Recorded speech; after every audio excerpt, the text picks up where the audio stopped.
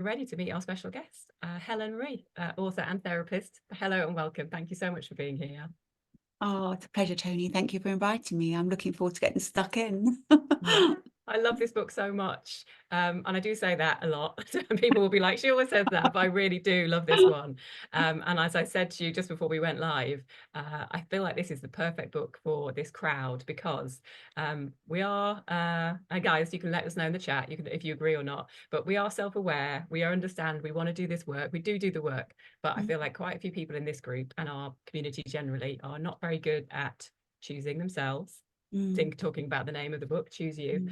And when we talk about things like self-care, self-love, self-compassion, I think people find it quite hard to not be that kind of people pleaser and not see it as selfish. So it's really great to talk to you about what choosing you means. I mean, should we just start with that then? Why choose you? Why is that the name of the book? Oh, yeah. I mean, it's a big question, but actually, I think You're going straight in. it is a big question, but actually, I'm going to break it down into a much smaller answer. I think when I talk about choosing you, I talk about choosing you too. So it's not about neglecting your needs. It's about advocating for yourself and seeing that you matter as a person. So a lot of it comes from the work I do with clients, where I see them repeatedly not choosing themselves, so worried about other people, worried about meeting other people's expectations of themselves, and really losing sight of who they are as a person. So I wonder if I can just quickly share an exercise that I do a lot with clients when they lose that focus that they are a person too. And I learned this from a fabulous guy. You might know him, called Dr. Scott Leons in New York. And he does a lot of work somatically. And I've done a lot of training underneath him. I'm really happy for people to come back to me about anything they don't understand or anyone they want to be signposted places. Just, I am the queen of signposting you onto other platforms if you need to. But he did this wonderful exercise with us, which was just coming back to yourself by taking your hands. If this feels safe, you can just watch me or you can join me. And you pat your body down all over. Just when you feel like you've lost yourself a bit. And then you tap all the way. By the way, I'm off camera. I should stand up. Tapping all the way down your legs, all the way. And just take up form. And something quite magical happens when we're feeling very disconnected to ourselves, that I am a person, I do matter. We very often get lost in the world of being something for someone else. What do we need in that moment? And I don't know if anyone wanted to feed back, but I always love doing that. It always grounds me as, hang on, I'm here. What do I need? I matter. Someone's actually said in the chat it's similar to something they do in Qigong. So it's that Oh, kind of beautiful. Yes. feeling of the body. Yeah, it's very, very healing, but it brings you out of your mind and back into your body in a very, very self-aware state, but that you matter too. And I know this is now going on a bit, Tony, but what I always also say to people is, choose you how you would like your friends to choose themselves. Imagine your friend was in a really unhappy relationship, always letting the other person dominate that relationship. You'd be desperate for them to choose themselves and advocate for themselves. So I think it's about that. I use that just as a very small example, but to give you an idea of you mattering too. That's so true. I relate very strongly to that. I have a friend in a situation with a dude, and I kind of said I said to her, "Why have I got higher standards for you than you have for you?" With love, Brilliant. I'm saying that, you know. Yes, yes, it's exactly that. Exactly that. So I always find interviewing therapists very interesting because quite often they ask me more questions than I get to ask them, and journalists as well. And as an ex-journal, well, a recovering journalist, then I feel like, Okay. yeah. So, and you don't really because of your job and because of the nature of your training, you don't really self-disclose much. And I've listened to podcast interviews with you, even in your book. It's very much about the practice of you sharing knowledge and kind of Yeah. creating that space.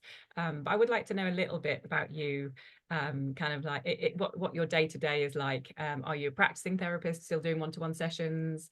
So if you could just tell us, yeah, what's a typical day in your life like? Yeah, of course. A typical day is I have my own private practice and I work internationally. Thanks to my Instagram, really. So I get contacted from all over the world. So my practice is London, LA, India, Tokyo, Canada. So it's wonderful because it brings such a richness to the work that I bring, and culturally very different as well. So it's wonderful. It's a great learning platform for myself. So yes, a typical day is me working on Zoom. That's the only downside, actually, is sometimes it can be like, oh, I don't always want to be on a screen. So Mm. being a therapist, we're taught to really up our self-care. So I will always take myself out for a walk, listen to podcasts. I am married. I have 3 children, but they're all grown up and they've left home now. So it's nice to have this chapter for myself.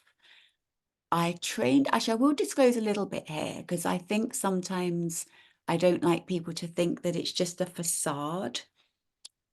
When I first trained as a therapist, I trained at Regent's University in London. And when I first turned up, it was very clear that everyone had come with a story of why they trained as a therapist. So I just want to let you all know that we all have our own backstory of why we needed to then come forward and train. And I'd had some really hard times with someone very, very close to me with mental illness. It was really very distressing. And the work they had through psychotherapy and counselling and psychiatrists was phenomenal. And I thought, I want to give back. I want to be able to do that and heal people. So that's how I started out, with my own backstory of pain, actually. Oh, thank you for sharing that. It's And I okay. think you're right. It's great to share that, isn't it? And let people know that therapists aren't totally enlightened, perfect beings that have it all figured No, out. no, not at all. And some of my clients will say to me sometimes, Helen, please tell me that you get really cross sometimes. Please tell me that you get angry. Please tell me that you don't have it together all the time. And I have to laugh because there's sometimes where I really do lose it about certain things. They're like, no, Helen, I can't imagine. But I'm also human. And I also Mhm. have lots of relationships in my life with lots of different people. So it's of course, but I know how to manage my emotions. I give space for them. I give them meaning. And I can certainly regulate more quickly now than I ever used to be able to. I often say to my children, Mummy needed to be a therapist before she became a mummy because not to say I would have been a better mummy, well, probably would have been, but I think there's something about a therapist training that you have a more self-awareness around you, really, and others, Yeah, absolutely. And definitely. I think that's what we're trying to do. Well, that is what I'm trying to do with the club and what we're trying to do with everybody here reading these books. It's we understand, or to understand, that life is ups and downs, and that is life. Like one of the early quotes from your book I've written down here is, we can't always choose what happens to us in life, but we can choose how we respond, learn and grow. Yeah, And hugely. absolutely, that it's okay not to be okay, but there's loads of stuff we can do to feel better, or to bring ourselves back to that, like you say, to a different state or to a different level. So I think that's Yes. important to share. Can I come back to that quote? Of Because course. I love the way that you've pulled that one out, because that's one of the things that I feel is really important on this journey, is knowing that you cannot choose what's happened to you. And some people have had some horrendous things happen to them. You didn't choose that. But when I say, and when you said, I felt it in my nervous system, when you said, but you can choose how you'd like to move forward, I wonder if anyone in the room just felt themselves breathe a little bit deep, more freely then. It's like, I Mm. have a choice. And that slightly nano shift in your nervous system of breathing a bit more deeply gives you hope that there is hope to move out of feeling stuck. And so many people feel stuck so often. But just knowing you have a choice can just shift that nervous system forward a bit more. And that's what we're looking for all the time. Mm. Yeah, knowing that that you have options and that you don't Yeah. always need to feel this way, I think And is you might not see so them. important. You might not see Mm. those options at first. They can be, but they are there. Yeah. I heard you I was listening to a podcast that you did with the lovely Mo Gaudat, who we love here. And you talked about the glass of water. So when you're talking about stress and the nervous system and things like that, can you maybe describe that as I think that's such a good illustration of what we all take on Yes. board. Yes, of course. And actually, this is something I use with my clients all the time. And if they turn up to session very full, I'm like, where's your water glass level at? Mm. So what this is about is imagining actually, I've got a glass of water here. Got a glass of water. And I want you to imagine when you feel very, very, very stressed, the water is so full. When it's concave over the top, in science Mhm. classes when you're at school and it's right at the top, and you add one more drop and it just all comes flooding out. So that drop could just be you're running late for work and you just lose it. Like everything doesn't make sense. You've gone into what we call your hypervigilant state. You've come out of what we call your window of tolerance. Again, if no one understands this, please interrupt or write in the chat and I'll go through something a bit more. Your window of tolerance is basically how you cope with the daily stresses in life. And I'll go through that more a bit later. But thank you, David. I saw that one. You love the window of tolerance. Really important to understand what your window of tolerance is. I will explain a bit more. So what I talk to clients about is let's lower the level of water in the glass. So that can be things like self-care. That can be setting boundaries. It can be going for a walk. It can be taking a beautiful deep breath. It can be calling a friend. It can be doing a yoga class. It can be reading your book. It can be all the energy givers. They lower the water level so that when a stressor comes along, think of a drop. So an argument with someone or you're running late for work, the drop goes in, but you've got capacity to hold that drop. So all I talk about a lot is, it's not all I talk about, a lot of what I talk about is lowering that level in the water glass. And I think what you'll find is very often when you're feeling very, very stressed, I would say, when was the last time you took a pause? When was the last time you went for a walk? When was the last time you rolled your yoga mat out? Whatever your equivalent is. And I think your answer will invariably be, I haven't had time, I haven't done it. But that's what you really, really need to be doing in that moment. Mm.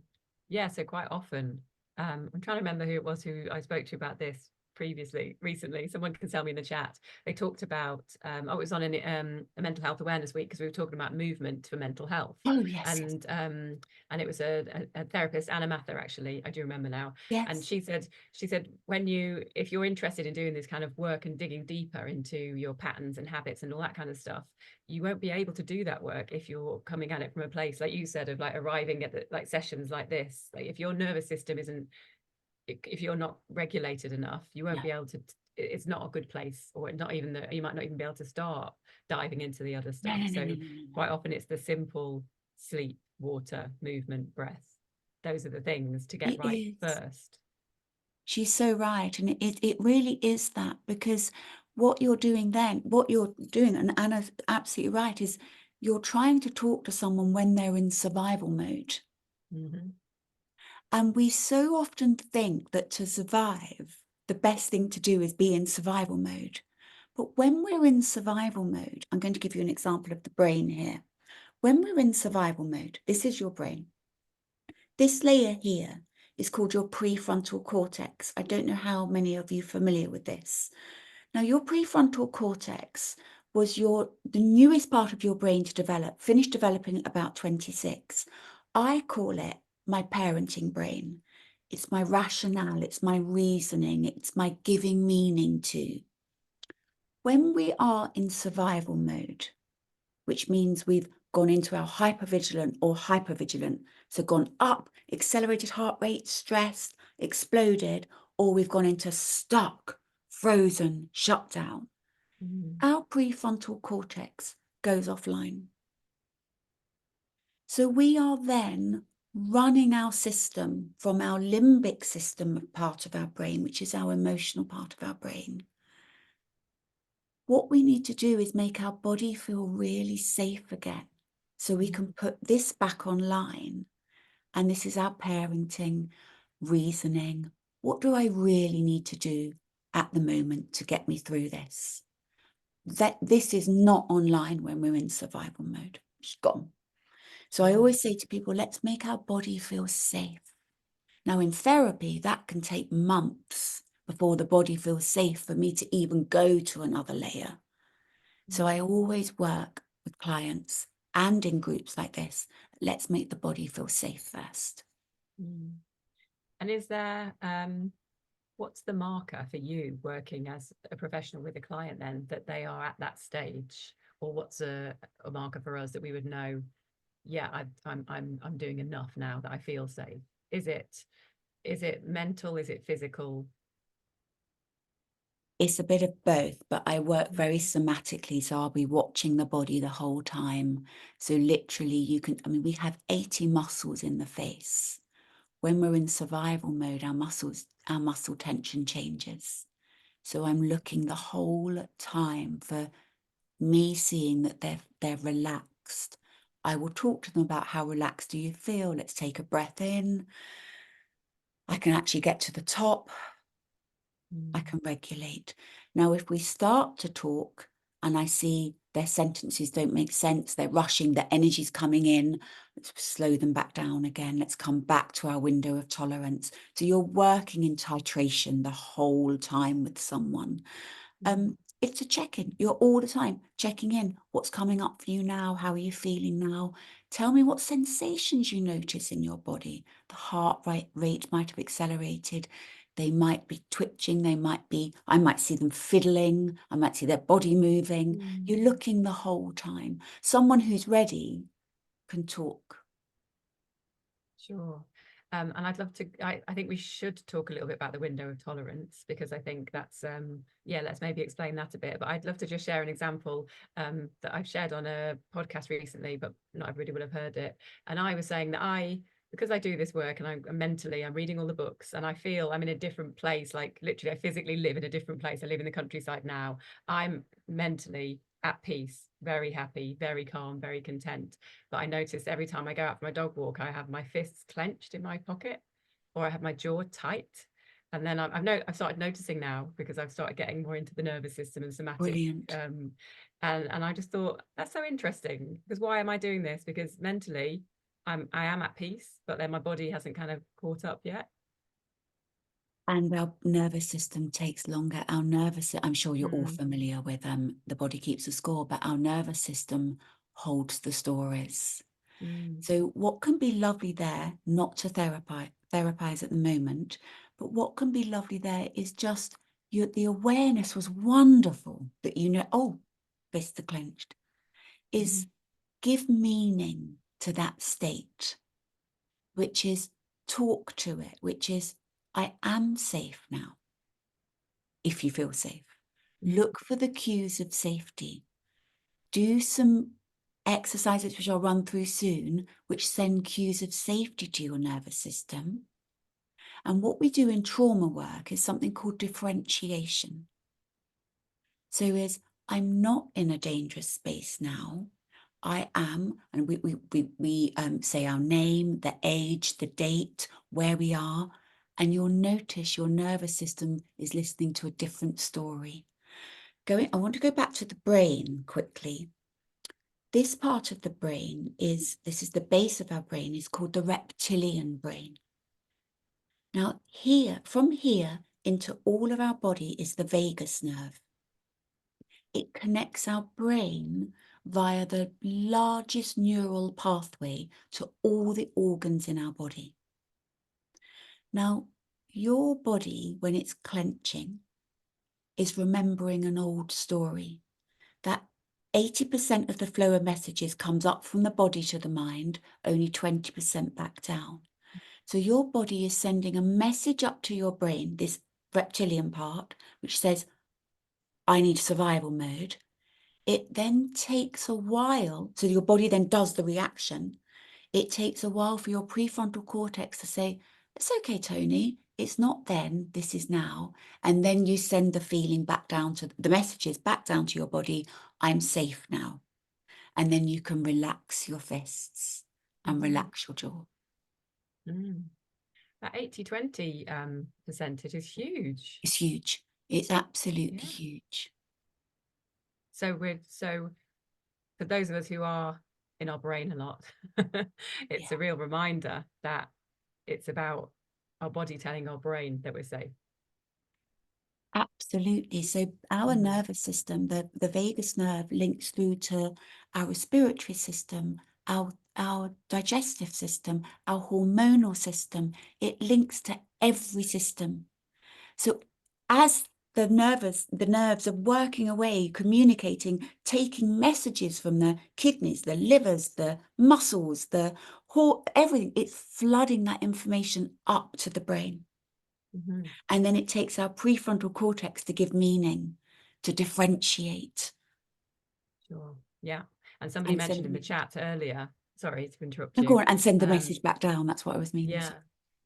Somebody mentioned in the chat, it's about that pause, isn't it, as well, sometimes. So it's about the awareness and the pause, which I think we learn about, but it's like actually putting that into practice. So very soon we'll go through the quiz because it's a perfect link to it. But can we just talk about the window of tolerance and what that is and how that we could apply that to ourselves? Of course. So the window of tolerance looks different for everyone. Okay. But I want you to imagine the window of tolerance as being two parallel lines on a piece of paper, just two parallel lines. And then your nervous system reacts within these lines all day. Bit late for work, got a bit triggered, came back down, regulated myself, ran out of milk, had to run to the shop, someone's annoyed me, got a bit more activated, but you hold it within this normal range of coping with day-to-day stresses. Now, someone who's been through trauma, their window of tolerance may be a lot narrower. So what happens is they've run out of coffee or milk. I'm giving a very simplified version because I don't want to activate people in this space. Okay. We've run out of milk. You're incredibly stressed. Your window of tolerance is here. You reach this point here and you fly out. You're stressed, you're shouting, you can't cope, you're dysregulated, you're sweating, your heart's racing, you're so irritated. Just milk. But you've flown up because your window of tolerance isn't wide enough to cope with that. So it's a little bit like the water glass level about capacity to cope. So what we need to do is improve our capacity to cope, to widen the window of tolerance. That's done through lots of self-work, healing, going to therapy, listening to podcasts, reading the right material, following qualified registered therapists online, being vigilant about where you're getting your information from as well. Because social media is a lot of information out there. So just check where you're getting your information from. So your window of tolerance is a bit like the glass, really. Or you could have an argument with someone and you shut down because you're like, oh, there's just no point in telling them how I feel because they're not going to listen. As opposed to having a wide window of tolerance where you say, actually, I'm not okay with what you said. I'm going to talk to you about that. And you then ride that wave. So it's about the window of tolerance holding a variety of motions without exploding, or going into shutdown. Sure. Brilliant. Thank you. Thank you for that. I'm sure people will relate to that one way or the other. We've done quite a bit on attachment theory. So I feel like some of that relates a little bit to that, doesn't it? Maybe the kind of avoidant versus the anxious, it feels like. Oh, yes, absolutely. Mm. But, you know, so much of that, and I say it to people when I'm talking about the book, is the 3 chapters that I feel are so important that underpin so much of Choosing You is chapter 1 about emotions and self-regulation and why some of us can't self-regulate. Chapter 2, which is about attachment. So really understanding insecure attachment with self and secure attachment and the fact that we can move towards secure attachment. I'm an example of that. Mm-hmm. So I've done a lot of work and I can hand on heart say I'm there. I'm not saying there aren't moments that I get anxious or avoidant, but I can now name it, catch it, give it meaning, talk to myself, go, that's that old wound. Okay, Mm. but I'm not there anymore. I'm here, I'm now, I've done the work. Mm. And then chapter 5, which is the nervous system one. Sure. And does that mean that you have widened your window of tolerance then through becoming a more Unrecognisably secure so. person? Unrecognisably so. Brilliant. Thank you for sharing Hugely. that. Thank you. That's pretty more than welcome. Brilliant. Okay, there are a few questions in the chat. I have seen them, guys, and I'll come back to those later. But can we do our quiz then, which is about the nervous system and how regulated we are or not? Of course. Has everyone got pen and paper? Okay, great. There's 10 questions and they're multiple choice. What I would say to people when they're listening is think about it on a typical day. Okay, so react from this on a typical day, not when you're having a really bad day. So let's just have a tip. Though some of you might say, I generally have really bad days and I need to take that back, but a typical day. Okay.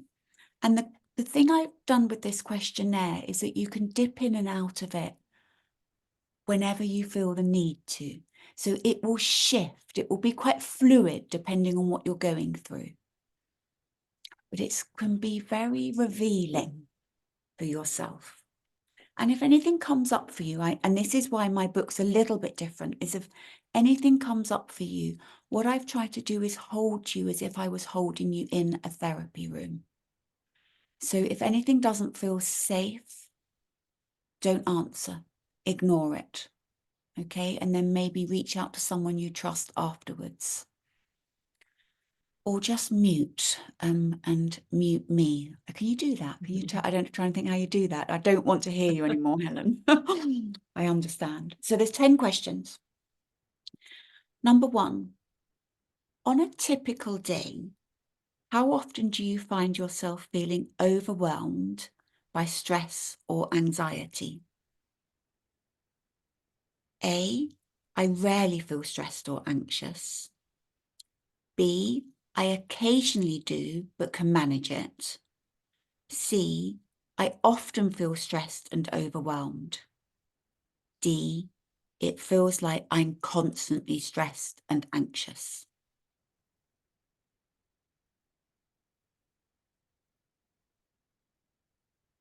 I'm actually not going to read all 10. I'm going to pick probably about 5 or 6, Tony. Sure. How do you generally handle unexpected changes to plans that you had? A, not fazed by changes at all. B, I manage, but wish they hadn't been changed. C, I struggle, but do eventually adapt. D, I feel significantly distressed and become visibly emotional, or I shut down and withdraw.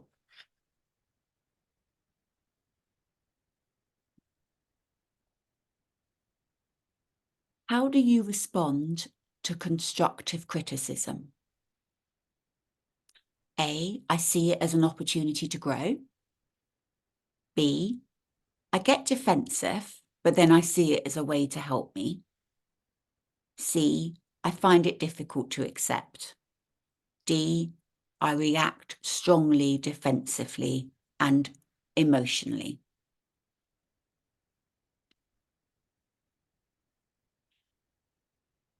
When having a challenging conversation, how do you typically respond?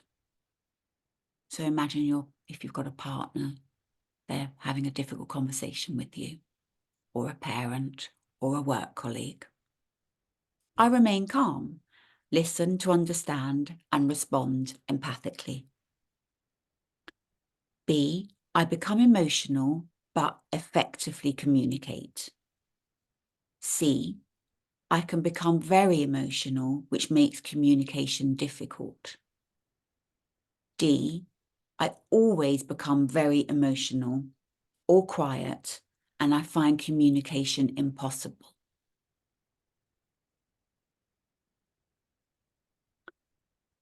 How well do you manage your workload? A, very well. B, mostly well. C, I struggle and find it difficult. D, I'm completely overwhelmed, visibly stressed, and emotionally dysregulated.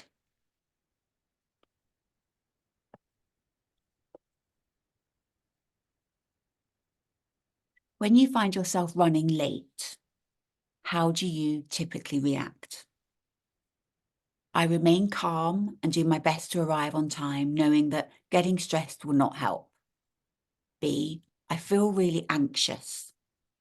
C, I feel really stressed and struggle to manage my time generally.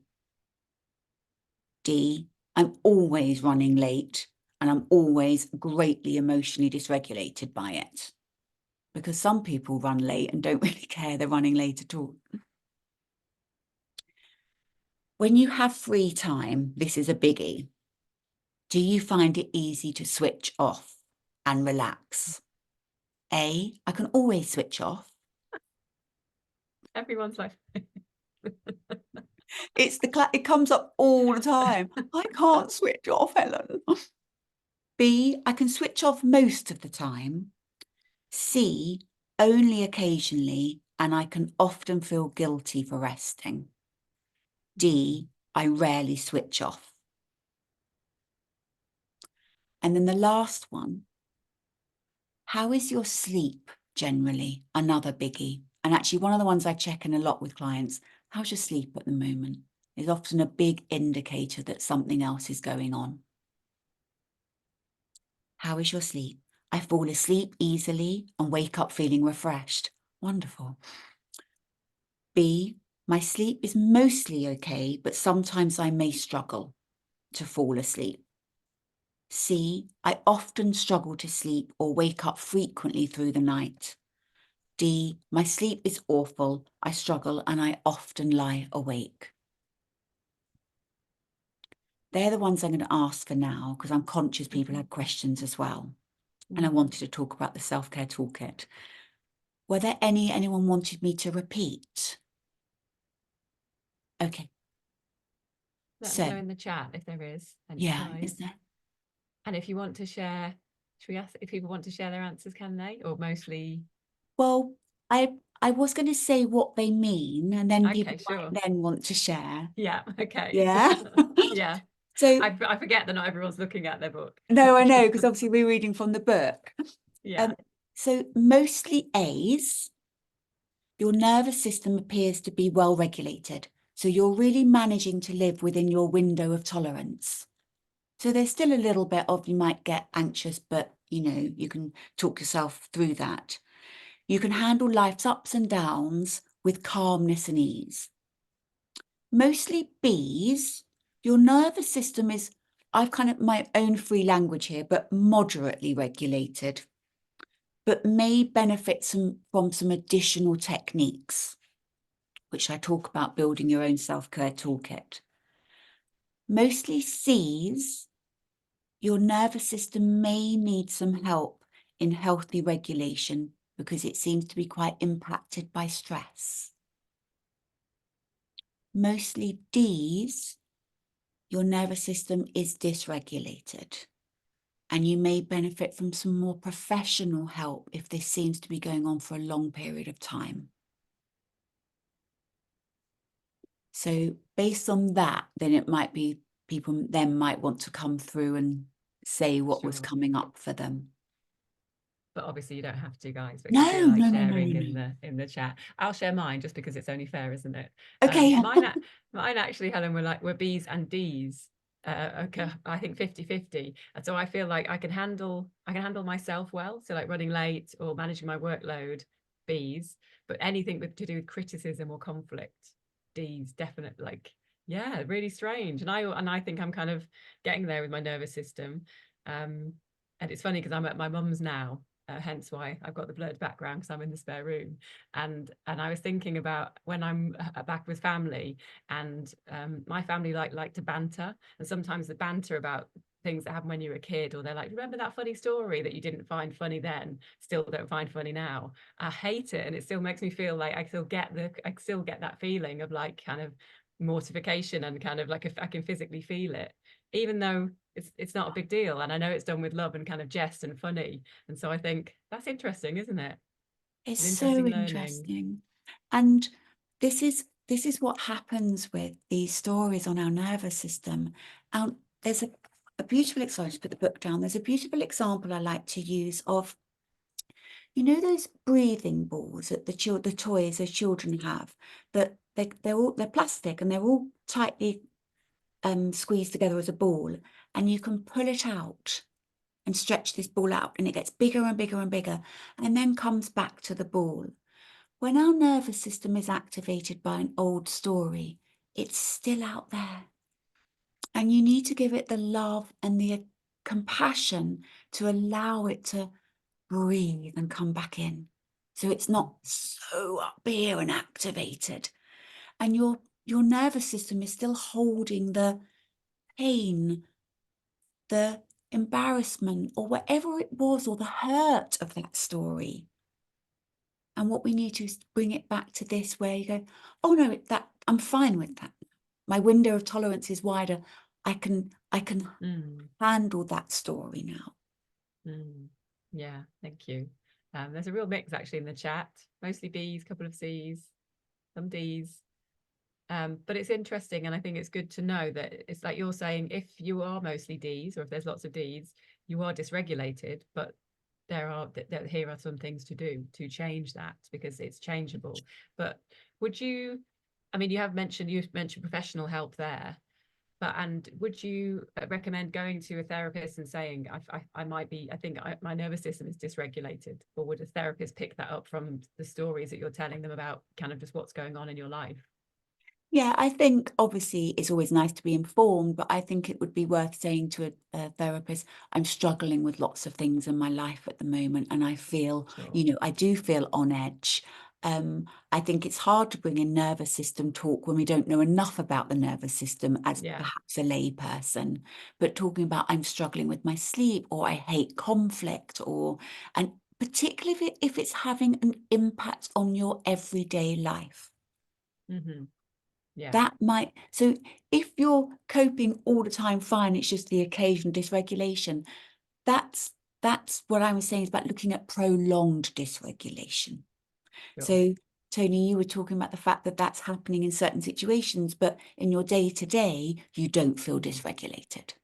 Yeah, definitely. Yeah. There's certain triggers, aren't there? And there's Yes. certain, and I think the question about the running late is really interesting. A few people have mentioned in the chat as well, but I think I used to always be late and always be stressed about being late. So in the end, I just had to say to myself, either be on time or don't stress about it, because it's never, one of these things needs to change. So now I'm Yeah. generally on time, Yeah, no, I of think. course. And it is those conversations with self, isn't it? It's that kind of conversation with self is, actually, this isn't working. What can I do to Yes. change it? One of my Something needs to favorite, change. yeah, Me. yeah, I know, but one of my favorite sayings is, nothing changes if nothing changes. Yeah. Yeah, makes sense. So simple, not always easy. No, no, no, no, no, no, no. Should we talk about some of the self-care tools then that you use? And this is in the same chapter. So this chapter is called On Finding Calm. So this is about the nervous system, the regulation is all about finding that calm. And then I think, so So for a self-care toolkit, you kind of suggested in the chapter some things to do are things using breath, things using body, and things using mind. So maybe can we share one for each? Yeah, of course. And I think find the ones that work for you. So I've got a list, I think about 8 or 9 per mind, body, or breath. Breath. Couldn't think what I said then. So breath work, there's lots of information about their breath work. And I think I've given you about 8 examples. That is one of the most powerful things to send cues of safety to your nervous system. And it can be accessed so quickly. So I often use breath as a let's get the prefrontal cortex back online. Let's send cues of safety to our body.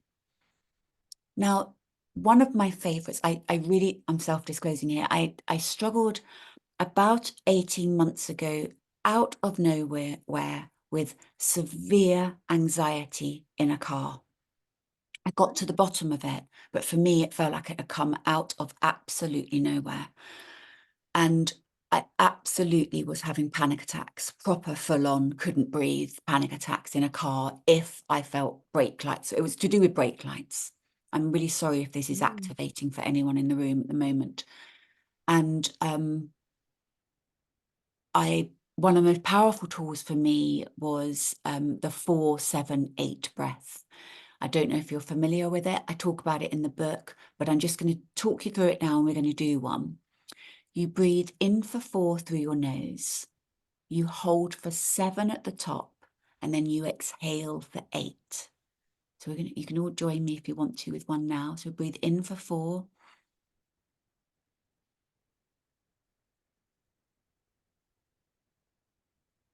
And exhale slowly for 8.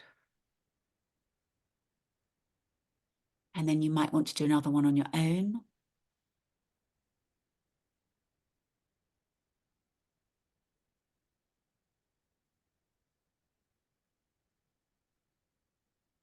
And what I find after I do that is not just the breath of the 4-7-8 that was useful, is the fact that I always notice afterwards that I take a huge inhalation of breath naturally. So it's like my nervous system's gone, oh God, I feel calm. So it's not just the breath. It's like you go, oh. And I find that so telling is that you've sent a sign of safety to your nervous system. The other breath, which actually I don't know why I didn't talk about it in the books, it's another favorite, is the physiological sigh, which is you take 2 short inhalations and then exhale through the mouth. So it's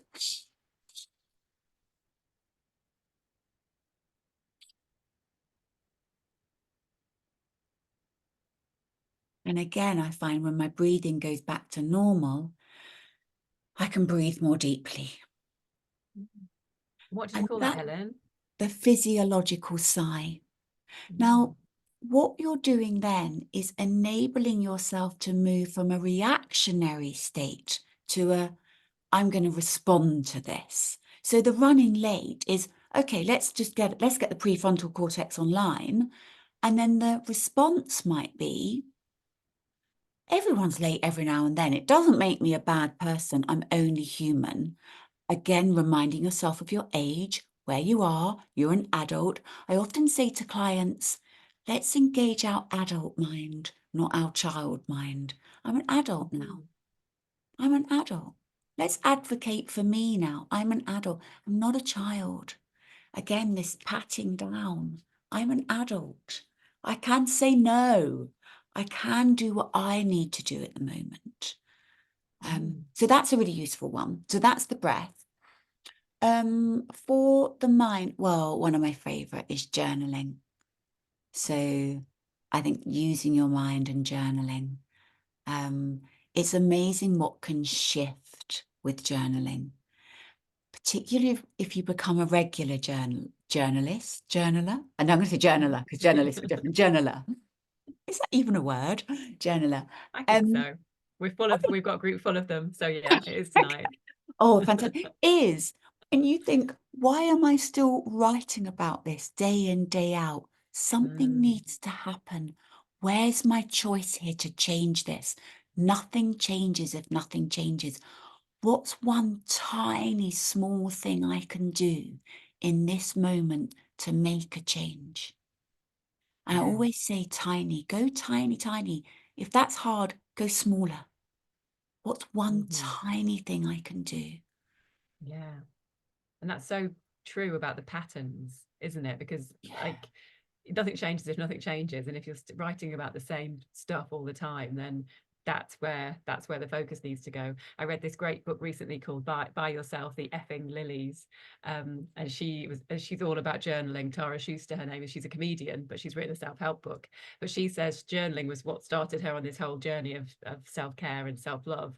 And she said she always kept seeing that she kept writing about Paris, kept writing about Paris, even though she lived in New York. And so eventually she was like, just go to Paris. Like, I obviously need to be there. And she went and spent a fortune on a handbag and just kind of, but it was like the pattern of, so there were the patterns, the kind of unhealthy patterns that she identified with the smoking and drinking and things. But then also there was something great that came out of it, because there was something, her soul was just telling her that what needed to do something. And I really liked that. Yeah, I love that. I love that. And sometimes this is such a beautiful example, isn't it? We can be in our own way so much sometimes. But I would add with that, and I talk about it in the book, is there's a resistance to change. Sometimes, or most of the time, I would say the answer is in that resistance. But remember, the resistance is there trying to keep you safe from something. But you just have to have a conversation with it. And there's a lot of work in internal family systems and part work. You know, what's that part saying to you? What's it trying to protect you from? Mm, Which would be interesting. yeah. What's the other part that I need to talk about, Tony? So I've So done the mind mind, and breath, breath. Oh, body. But then I body, think body. you did do the Yeah, tapping. but body can be movement, it can be stretching, it can be Hmm. literally moving your body, taking your nervous system out of that stretch to Yeah. just giving it some release. My favorite is walking. Absolutely love walking. And I don't know if I've got time just to quickly share why the benefits of walking is so Of powerful. course. Yeah, please do. So lots of you may have heard of the trauma work, EMDR therapy. Now, the founder of EMDR was feeling really stressed, and she went for a walk. Francine Shapiro, she was a psychologist. She went for a walk and she started to feel better. And she thought, I need to look at why I feel better. She wasn't just content with, oh, great, a walk helped. And she noticed she was moving her eyes from left to right, left to right. And what we use in EMDR is moving our eyes left to right. What that Mm. does is help and process stuck thoughts. It uses the left and right hand side of the brain. That's all I'm going to say in a nutshell about it, because EMDR is big, deep work that we do I do as a therapist. So walking is very, very powerful for healing Mm. as well. Brilliant. And I think what's important, and as you said in the book, you share like around 10, I think, for each, lots of different tool exercises and tools. But I don't know if guys, oh, it's blurry. Oh, hang on, you can see a little bit there. There's a space to make a list. So it's like there's loads of information about breath work. There's lots of ways to move, but kind of find one that works for you, and kind of maybe write that list of something for your breath, something for your body, something for your mind that you can come back to. So Yeah. when we are out of our window of tolerance, Yes. when we kind of get aware of that, we can use one of these things. Because I think sometimes, like you mentioned, like you touched on earlier, information overwhelm is a thing, really, isn't it? So there's all this stuff out there. There's obviously all these books out there, but it's like, if find a few things, try a few things, and when something works, then keep returning to that. Yeah, and it's that remembering to use it, which is why I got down to Yeah. the three, because I thought it feels smaller.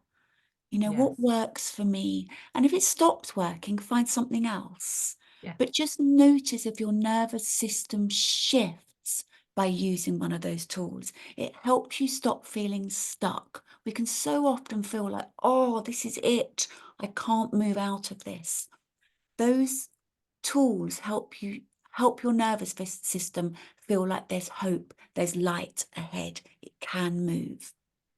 Brilliant. Thank you.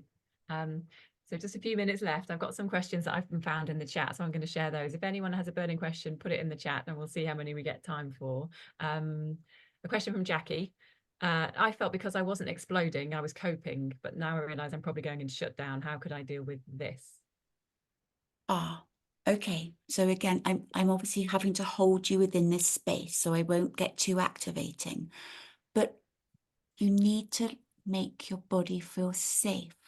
So sometimes, not sometimes, when your body shuts down, it's trying to tell you to keep safe.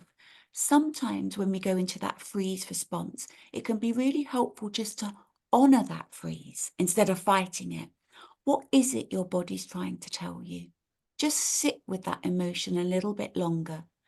It will allow your prefrontal cortex to come back online. So instead of fighting it, just give it room. And very often freeze response, it can be really helpful to go and go, okay, I'm going to curl up on the bed, put all the stimulation aside, and I'm just going to freeze for a little while. It's my body telling me it needs it. You won't stay there. You won't stay there. Because as a psychotherapist once told me when I was training, and it's so true, we are all organisms that are fighting to survive. You will find a way through. Thank you. That's lovely advice. What is your primary type of therapy? So this is you, Helen, and I usually talked about EMDR. But what is your style of therapy? Integrative. Mm. So I trained in psychotherapy and counseling. So I loved psychotherapy. I absolutely love psychoanalyzing why we are the way we are. So I do love to go back to understand attachment theory. It's so huge. I do like to go back to where those stored memories in the nervous system have come from. Where have those internal scripts come from? But what I then quickly do is move through to the now. How is it affecting you now? Let's work with the body. So I work very much with the nervous system in the now to give you hope for the future. So there's lots of visualization, there's lots of moving through the nervous system story so that you have hope for the future. Lovely. This is a large question to answer in 2 minutes, but Okay. just on the subject of of neurodiversity, obviously that's an area of interest, and it's a growing area, and I suppose people are hearing about it a lot more, dealing with it a lot more. So this specific question from Sarah, she's talking about she works with autistic children and wondering if that relates into the kind of the window of tolerance that we've been talking about, but also just your experience generally. Are you seeing more people presenting as neurodiverse, and does that affect your work with them?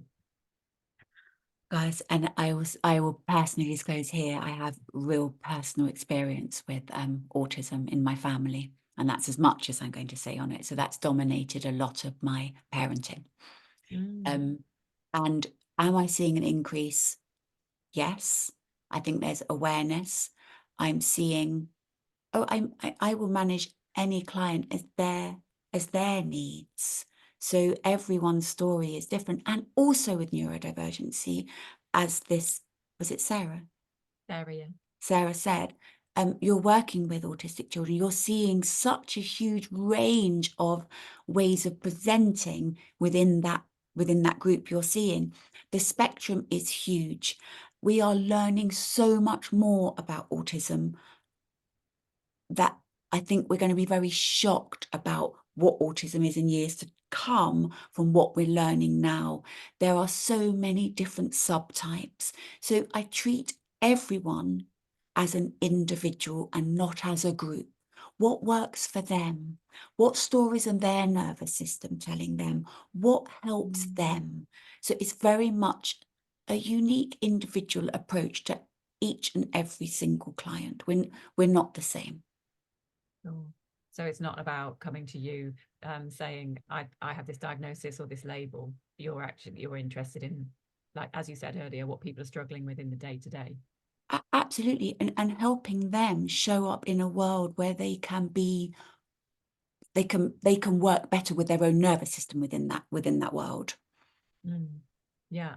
And I loved how you talked on the interview, which I think David shared in the chat, talking about when people are, I think you're talking about addictions, when people are using certain soothing techniques, but actually you don't really even work on the addiction. What you work on is the kind of choosing you and working on that kind of self-compassion, self-love, all of that stuff. And then the self-soothing stuff that people are using tends to fall away as a side effect, which I Yeah. just thought was amazing.